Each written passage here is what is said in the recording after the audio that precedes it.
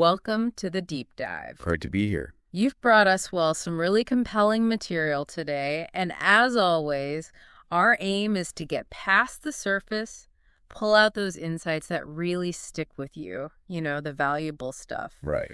Think of this as your shortcut to getting informed without feeling completely buried in detail. A curated path, essentially. Exactly. So today, we're diving into a story called Stop Wasting Life and Time. It's a narrative, basically, about a young guy, Adam, who manages to break free from procrastination.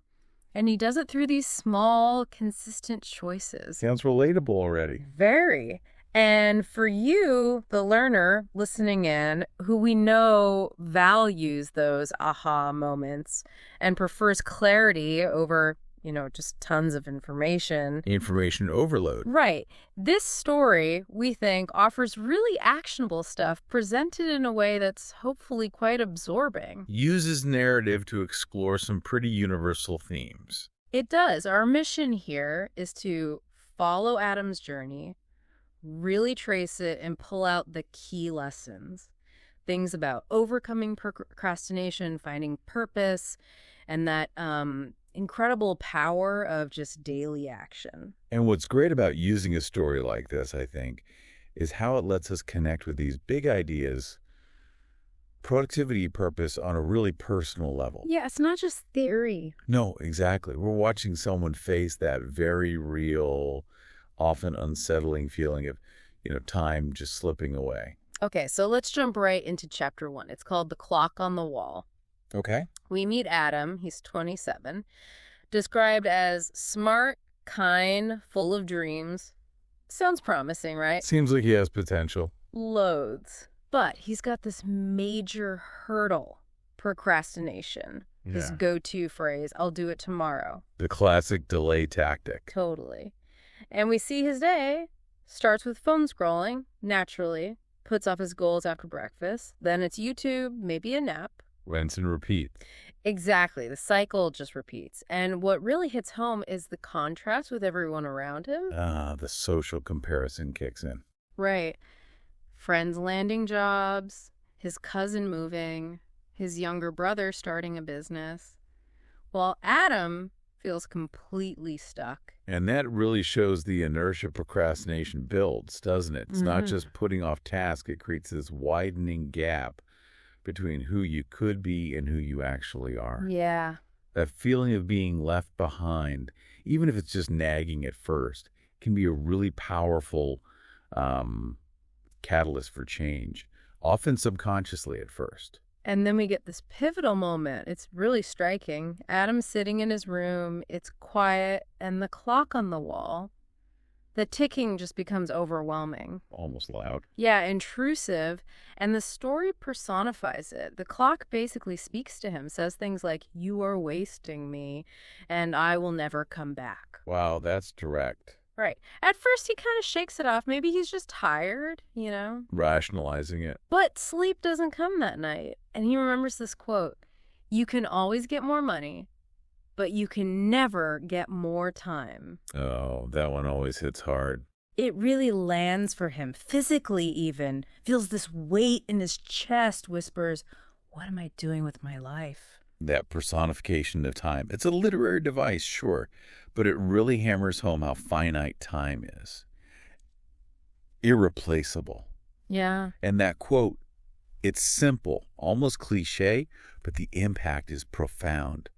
His physical reaction, that chest tightness, it shows this deep gut-level realization hitting him. That's often the spark, isn't it? That visceral feeling. It really is. It often cuts through the usual mental defenses. So he looks in the mirror, doesn't see the hopeful guy he used to be, sees tiredness, regret starting to creep in, then this flash of anger. Anger at himself. Yeah, the wasted time, the missed opportunities, all the things he meant to do. And this leads to the decision point. Opens his laptop, texts one word, enough. Powerful. That night, he makes a simple plan. Just one small step each day. No more waiting for tomorrow. And the next morning, totally different. Wakes before sunrise, feels alive, goes for a walk, experiences a real smile thinking, this is the first day of my real life. A genuine shift. But the chapter ends by saying his fight with time has just begun. What do you make of that initial change? What's really interesting is the immediate agency he gets back. Just by taking that small action, typing enough, making a plan. Right. It breaks the paralysis. Exactly. Yeah. Procrastination often makes you feel overwhelmed, powerless. So making a simple plan, acting on it right away, he starts reclaiming control. It lines up with psychology, small wins, build momentum, build that self-belief. Self-efficacy. Right. And that feeling, this is the first day of my real life, it just shows how profound that mental shift can be. Moving from just thinking about it to actually doing something. Okay, let's move into chapter 2 then. The list of regrets. Sounds heavy. It is, but it's also productive, it seems. We see Adam actually following through. 2 days of early starts, no mindless scrolling, just quiet time thinking. Building the new habit. Yes. Then he does this tough exercise, makes the list called Things I Regret. Oof. Confronting the past. Yeah. And the story gives examples many of us can probably relate to. Never learning the guitar he bought when he was 19. Oh, the untouched instrument. Classic. Untouched for 8 years. Not applying for a job because he was scared. Ignoring his mom's advice, don't let the days run away from you, Adam. Wise words from Mom. And acknowledging all the time lost to his phone. He calls it distractions are the new addiction. That's insightful. Very true today. He ends up with 23 regrets on the list. And just writing them down creates this palpable weight. What's the value in actually listing them out like that? Well, it forces a kind of concrete reckoning, doesn't it? You move from this vague sense of dissatisfaction, this I should have done more feeling, to a specific inventory of perceived losses. Makes it real. It really does. And it taps into something called loss aversion.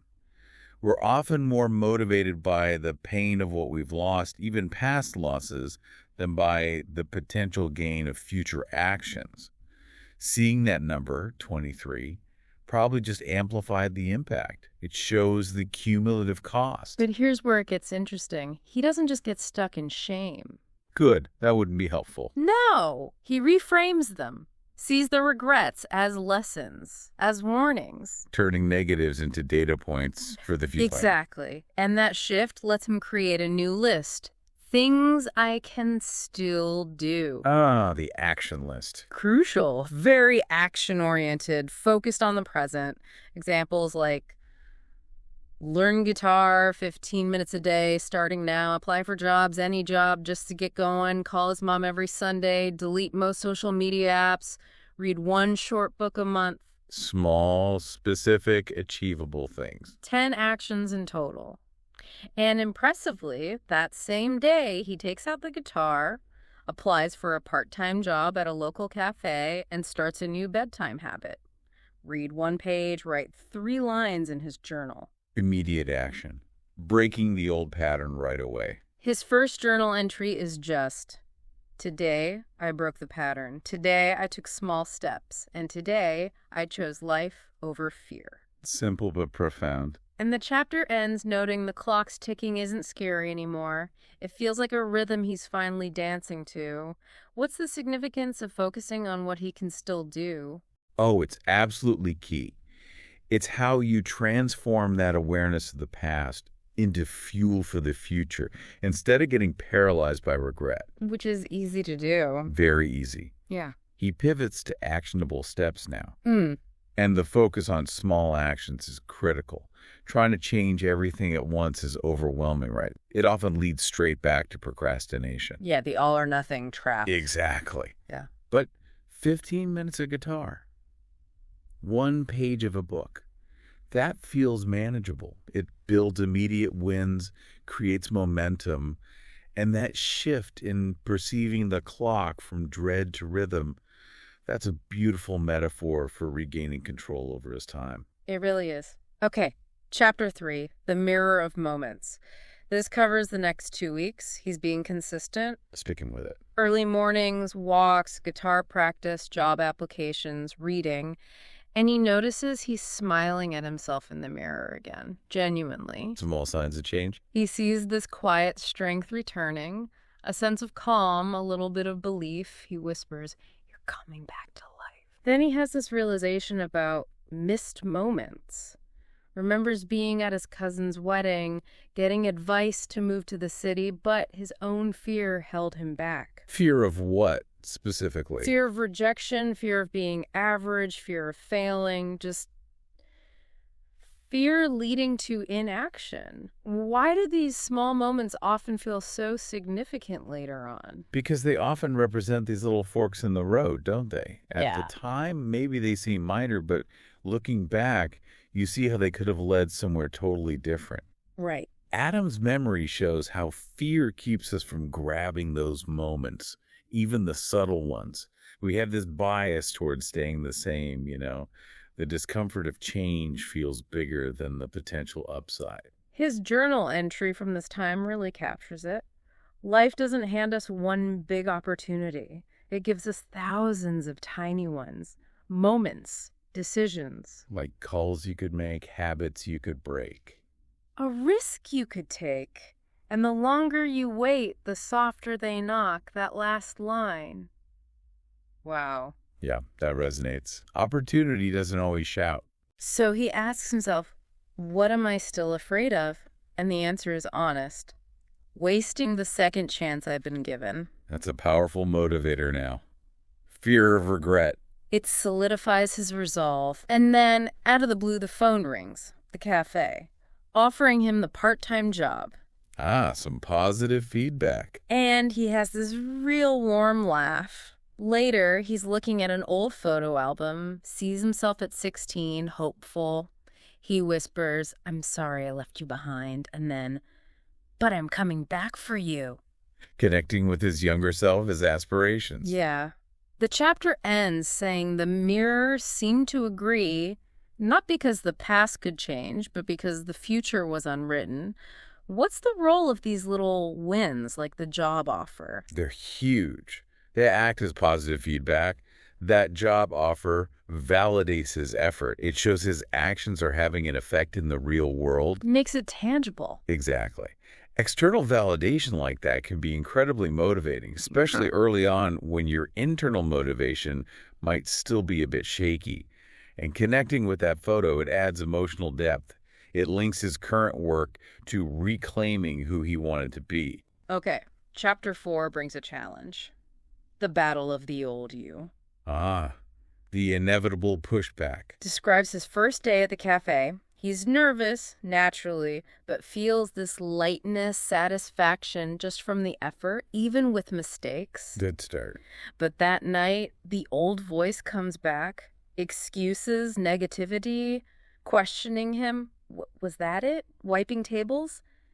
Really dismissive. Undermining the progress. He wakes up the next morning feeling that old darkness, the cold, the voice whispering, "You'll give up again." The self-sabotage script. But this time is different. He actively fights back, gets up, turns on the light, looks in the mirror, and says out loud, "No, I'm not going back. Not this time." Why is saying it out loud so important? It's a conscious act of defiance. It shifts him from just having those negative thoughts to actively challenging them. Making it concrete. Yes. That old voice is like an ingrained program. By verbalizing his resistance, he's doing a form of cognitive reframing, directly confronting and rejecting those limiting beliefs. It strengthens his agency, reinforces his commitment. His journal entry nails it. This is the battle. This is what no one talks about. Changing your life is not just about habits. It's about fighting the version of yourself that wants to stay the same. So true. It's an internal conflict. And the story shows the struggle continues. When he's tired, bored, when progress feels slow, that voice pipes up. But his response becomes consistent.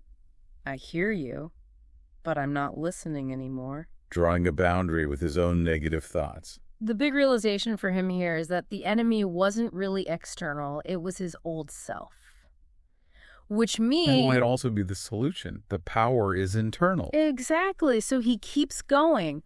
One day, one choice at a time, even when it's boring, even when it feels like nothing's happening, because life changes in the battle between moments. Yeah. What does this teach us about real, lasting change? It shows it's not linear, is it? Not just a smooth ride upwards. It's messy. It's Yeah. these ongoing choices you make when faced with that internal resistance. Yeah. Lasting change isn't about erasing the old self completely.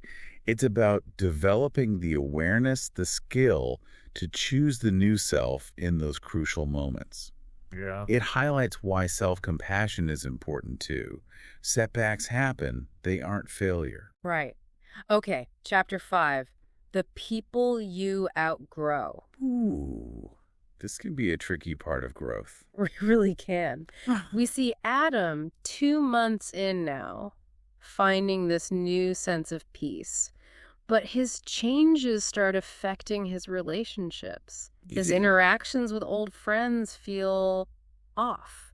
His friend Mark makes sarcastic comments about him waking up early, his healthy habits. There's this distance. Mental, emotional distance. Adam writes in his journal, "It's hard to grow when the people around you are committed to staying small." That's quite a statement. It is, but it often reflects the reality of the situation. We see other examples, friends reacting badly when he skips a party, another texting, "You've changed, bro." Adam feels guilty but knows his change is about him, not judging them. This chapter definitely touches a nerve, doesn't it? Absolutely. Yeah. Because personal growth means your priorities shift, your values might evolve. And that can create distance from people whose priorities haven't changed. It's not necessarily bad, just a consequence of evolving. Yeah. And the discomfort Adam feels, that guilt, it shows how social we are. Navigating those changing dynamics is tough. The chapter acknowledges there can be grief for those lost connections. But then his mom gives some amazing advice. More wisdom from Mom. Yes. She says, "Some people are only meant to walk with you for a short distance. Don't hate them, just thank them and keep walking." Wow.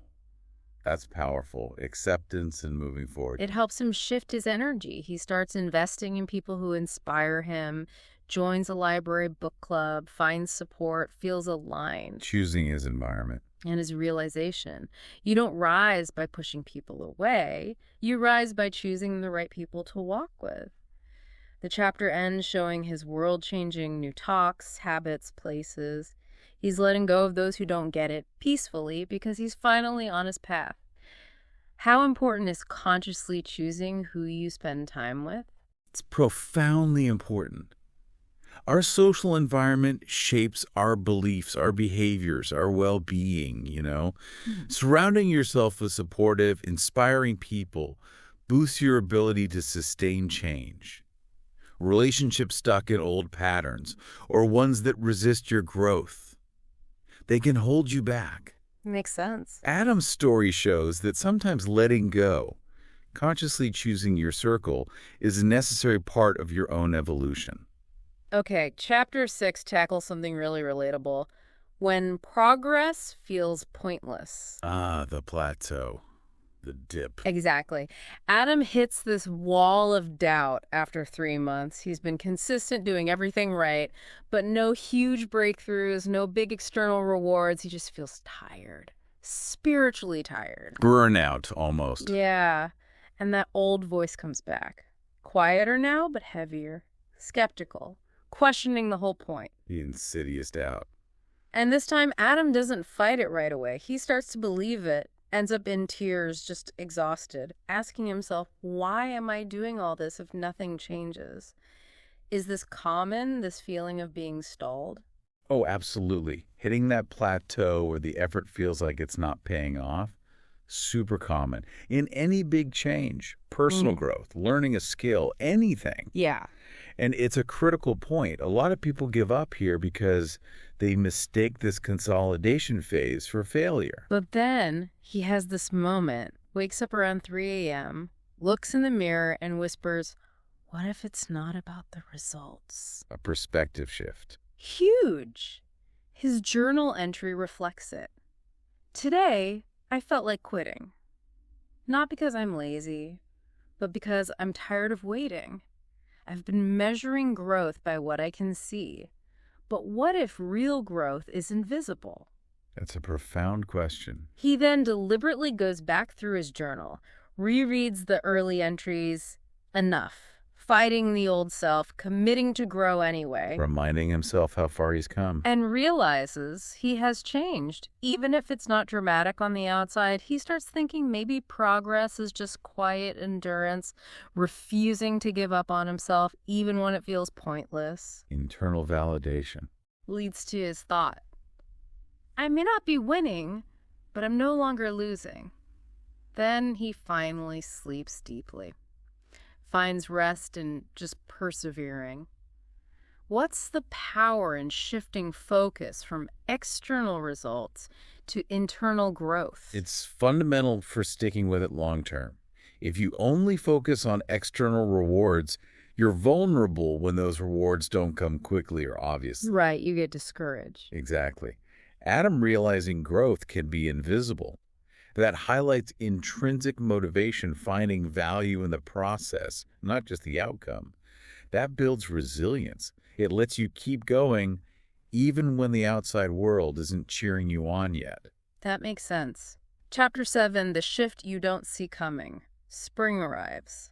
Adam notices subtle changes in nature, mirroring his own changes. Becoming more aware. Then positive feedback starts to trickle in unexpectedly. His neighbor comments on his early walks, finds them inspiring. Oh, nice. His manager praises his work ethic, promotes him to shift supervisor, gives him a small raise. Tangible results starting to show. His journal entry. "The world doesn't always clap for you, but it always reflects you. Quiet effort creates quiet shifts. And quiet shifts become real change." That's a great insight. The story notes life isn't perfect, but something has shifted. Internally, externally, he's saying thank you more, walking taller, complaining less, smiling more, proud of handling things. The interchange radiating outward. Then a young customer notices his calm, focused vibe. Adam explains simply, "I used to waste a lot of time, but then I got tired of wasting me." Wow. Simple but powerful. And Adam realizes he's starting to change the room he walks into, affecting others positively just by being consistent, not even trying. His presence has shifted. He remembers a quote, "Success doesn't shout, it whispers. You just have to stay quiet long enough to hear it." He walks home under the stars, feeling this movement, even in silence. The reward of just doing the right thing, consistently. How do our internal changes actually manifest externally like this? It shows how linked our inner and outer worlds are. His consistent effort, even when it felt unseen, was gradually shaping his realities, his interactions. Yeah. That inner calm, that focus, it radiates. People pick up on it. The positive feedback he gets, it's like delayed validation, confirming those internal shifts are having a real impact. It reinforces that authentic change often starts inside, then subtly reshapes the world around us. Okay, Chapter 8. The Dream You Forgot You Had. Intriguing title. It's a quiet Sunday morning. Adam finds an old notebook. Inside, a sketch he made 8 years ago, a stage, a microphone. Uh-oh. Buried treasure. Pretty much. It triggers this memory of a forgotten dream, wanting to be a speaker, telling honest, relatable stories. Yeah. He realizes the dream wasn't gone, just buried under doubt, fear, distraction, procrastination. All the things he's been working through. He feels sad about the lost time, but also excited. Whispers, "How did I lose this?" The key point is he's dreaming again, but now from a place of strength. He's built momentum through discipline. He's ready for it now, perhaps. Seems like it. He starts looking up local open mic nights.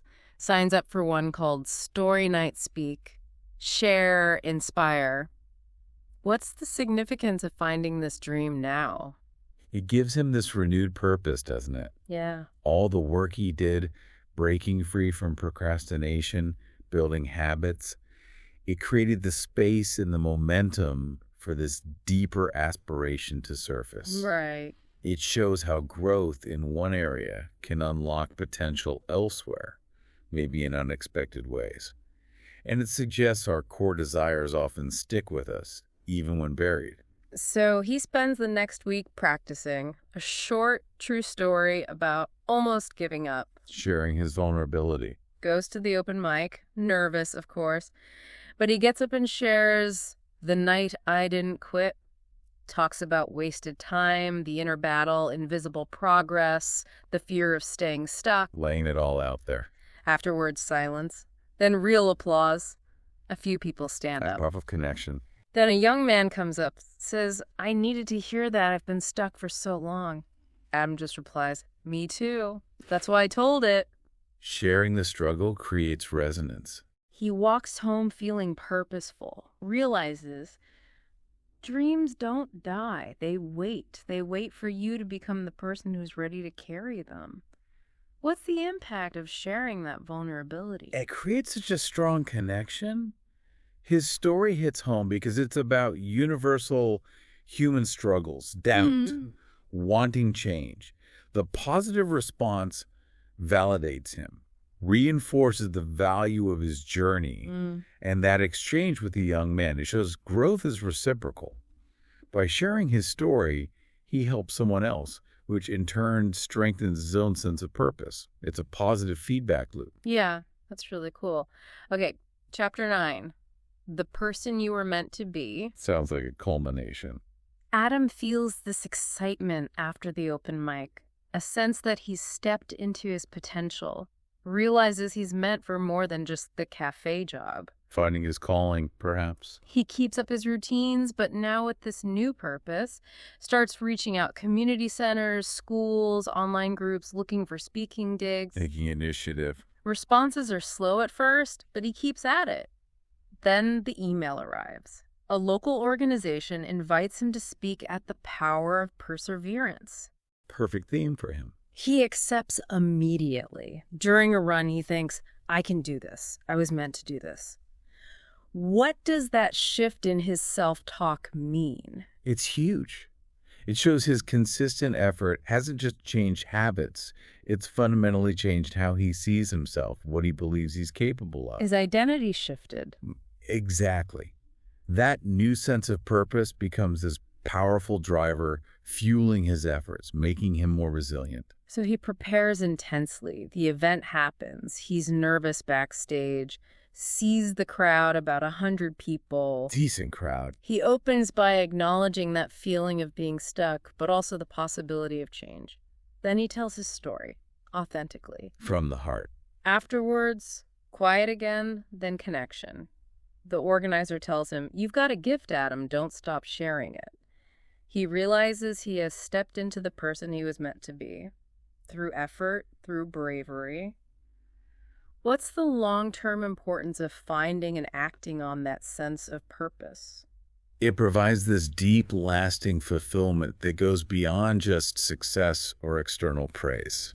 It aligns what you do with who you are, your values, your passion. It creates. Exactly. And that meaning fuels intrinsic motivation. It makes it easier to push through challenges, to keep going long term. Adam's journey shows how pursuing purpose leads to feeling more actualized, more authentic. Right. Which brings us to the final chapter, 10, the forever habit. Wrapping it up. It describes the months after the speaking event. His habits are now the bedrock of his success. He finds fulfillment in the purpose itself, beyond just achieving things. The habit of growth is the reward. The process becomes the point. Yeah. It wasn't just the big moments, but all those quiet choices. He looks at his old goals, speaking, online presence, writing a book, leaving the cafe job. He's achieved most of them. Wow. Quite the transformation. But he doesn't feel finished. He feels this new energy driven by that ingrained habit of growth, his mom's wisdom again. You don't find your purpose. You build it every day, one small action at a time. Love that. Purpose is construction, not discovery. He reflects on his old self, smiles, knows the real journey, the evolution is just beginning. The chapter hammers home the secret. Just showing up, choosing growth every day. Then it turns to you, the listener. The call to action. Asks, what's the one thing you've been putting off? Encourages you to choose growth. Start small, be consistent, build the future you want, and ends with, if Adam can do it, so can you. Start now. Your future self will thank you. What's the big takeaway on making change last? Yeah, it's not a destination, is it? It's an ongoing process. It's about building habits that support growth, aligning actions with purpose. Yeah. Adam's journey shows the key is making growth itself a lifestyle, a forever habit. It's about committing to continuously learn, improve, and make those conscious choices that move you towards who you want to be. So pulling it all together from Adam's story, a few key things really stand out for anyone feeling stuck. First, that wake-up call about time being finite, the clock on the wall moment. Recognizing the stakes. Then the absolute power of small, consistent actions. Breaking it down. Making it manageable. Facing that internal battle with the old self and consciously choosing the new path. Internal fight. Yeah. Navigating how growth changes relationships and doing it wisely. That social adjustment piece. Pushing through when progress feels invisible, trusting the process. The importance of perseverance during plateaus. Rediscovering those buried dreams and using your new discipline to actually pursue them. Connecting back to deeper aspirations. And finally, realizing that building a purposeful life is continuous. It's that habit of growth. Exactly. And for you listening, we really hope Adam's story did more than just entertain. We hope it sparked some insights, maybe those aha moments. Yeah. Presented in a way that felt clear, useful, not just more noise. It's a powerful reminder, isn't it? Big change often starts small, with that first step and just sticking with it. It really is. So, with that, maybe a final thought for you to chew on. Yeah. Thinking about your own life right now. What's one small, doable step you could take, maybe even today, towards a tomorrow you actually want? Just one thing. Just one. What clock might be ticking for you? Gently pushing you to start something. Maybe it's, I don't know, opening that dusty project file, making that phone call you've been avoiding, or just spending 15 minutes learning something like Adam found out, just recognizing that nudge and making that tiny commitment. That could be the start of your own amazing transformation.